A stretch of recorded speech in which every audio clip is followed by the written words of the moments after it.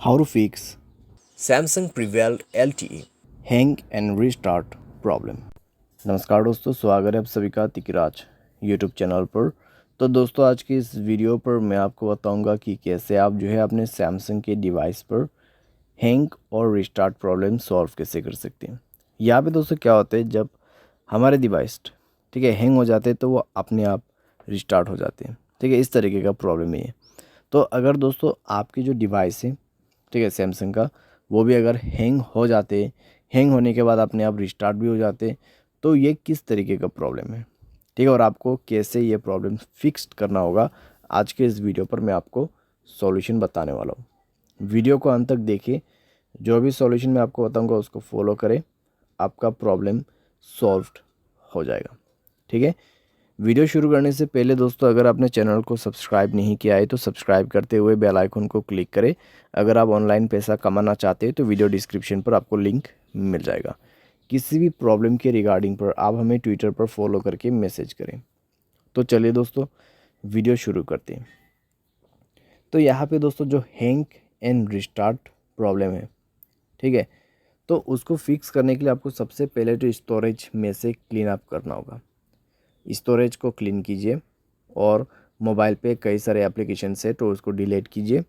ठीक है, बहुत बड़ा एप्लीकेशंस आप यूज़ करते हैं तो उसका डेटा को क्लियर करके यूज़ कीजिए। इससे आपका जो रैम है वो खाली होगा। ठीक है, और कोई भी दोस्तों एप्लीकेशन जो कि बैड एप्लीकेशंस होगा उनको भी डिलीट कर दीजिएगा। बैड एप्लीकेशन जैसे कि कोई अननोन वेबसाइट से इंस्टॉल किया हुआ एप्लीकेशन, ठीक है, तो उनको डिलीट कीजिए और अपने स्पेस को फ्री अप कीजिए। उसके बाद माय फाइल्स पे जाए और यहाँ पे भी दोस्तों स्टोरेज को फ्री अप कीजिएगा। ठीक है, जब स्टोरेज आपका 40 to 30% एम्प्टी हो जाएगा तब आप अपने मोबाइल सॉफ्टवेयर को अपडेट करेंगे। ठीक है, मोबाइल सॉफ्टवेयर को अपडेट करेंगे। मोबाइल सॉफ्टवेयर अपडेट होने के साथ ही साथ आपका प्रॉब्लम सॉल्व हो जाएगा। ठीक है, तो हैंग और रिस्टार्ट का जो इशू है आप इसी तरीके से फिक्स कर सकते हैं। तो ये सॉल्यूशन को आप फॉलो करके देखिए, प्रॉब्लम सॉल्व हो जाना चाहिए। अगर सॉल्व हो जाता है तो अच्छी बात है।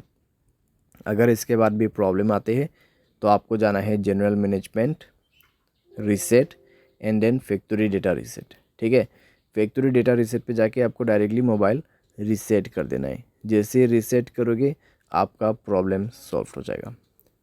तो इस तरीके से दोस्तों आप अपने हैंग एंड रिस्टार्ट प्रॉब्लम को फिक्स कर सकते हैं। तो जितना भी मैंने आपको सॉल्यूशन बताया दोस्तों, उसी को फॉलो कीजिएगा तो आपका प्रॉब्लम सॉल्व हो जाएगा। आपको कोई भी दिक्कतें बाद में नहीं होगा। ठीक है, तो जो पॉसिबल सॉल्यूशन था मैंने आपको वही बताया, तो आप भी उसी को फॉलो कर लेना। उम्मीद करते हैं आपको ये वीडियो पसंद आया होगा। Thanks for watching.